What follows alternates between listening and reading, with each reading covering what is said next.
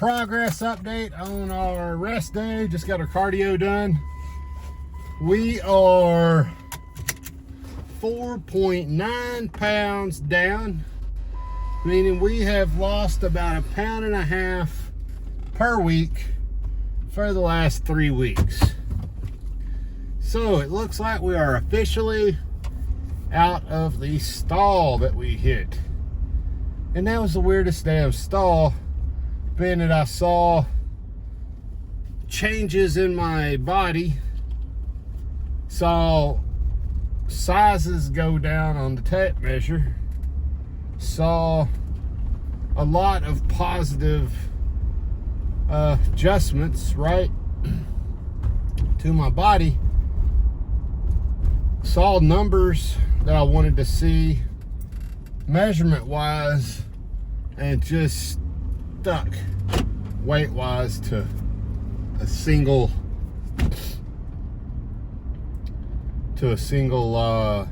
baseline. But it looks like we're breaking through that, and we're gonna keep moving. Like I said, it's not about the weight on the scale. So what's it about? Well, it's about our body fat percentage, and we also saw our body fat percentage drop by 0.8%. So almost a full percentage of body fat we saw a drop off. So 0.8%, 4.9 pounds on the scale. We know we're moving in the right direction. So now we just need to let that motivate us that we have been successful and that it's moving us in the direction that we want to go. And we can be confident that this diet is working the way that we hoped it would work. And we can use that fuel to stay on track as we move forward. So that's what I want y'all to do. When you get to a point where you're seeing progress on your anything, utilize that motivation. Realize that what you did worked, and keep moving with that forward until it doesn't work anymore, right? And then change it up, right? The only thing that I change up preemptively is my workout routines. What do they say? Shock the muscle, which a lot of folks say is bullshit. You know, I don't know. I'm going to go with all the best bodybuilders throughout history on that one. There's got to be something to it, or they wouldn't have done it. So, you know, to say, oh, that's not going to work, it's sitting out there because of this or that. Yeah, I don't know.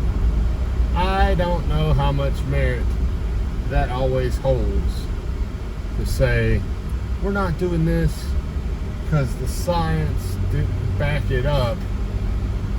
But in practice, it has been utilized throughout time, and it is shown to work. Well, you gotta think, maybe science hasn't caught up with the practice at that point, because that can happen. It is something that, well, we know happens within the scientific field, right? So you want to balance that, though. You don't want to do, you know, like there's certain things that we know that used to be done that are not necessary, right? Body types, you know, mesomorphic and all that stuff. We know that's not necessarily helpful or beneficial. But where we do keep seeing get backed up is, you know, is the grind.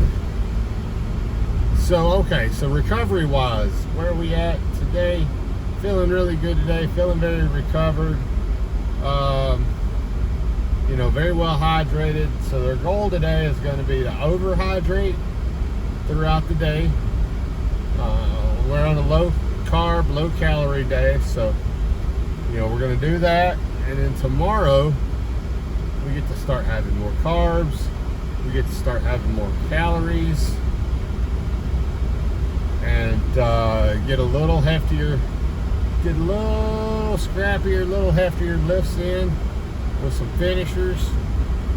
So my lifts, I'm probably gonna have to dial back to about an hour because I got some things going on around the house right now, things I have to take care of, which isn't going to allow me the amount of time that I'd like to have in the gym for each lift. So I'm probably going to dial them back to about an hour, and I may take the finishers off. We'll see what our time looks like at the end of these lifts, and if I need to, I will drop my finishers just for these 3 days.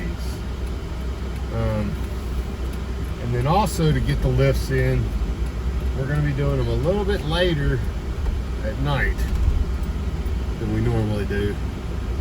And that's going to allow us to come and lift when we got a little free time. Everybody's asleep. So on and so forth. So that is what we're looking at. All right, I am going to go get myself some Gatorades, maybe a protein bar, and I will talk to y'all tomorrow.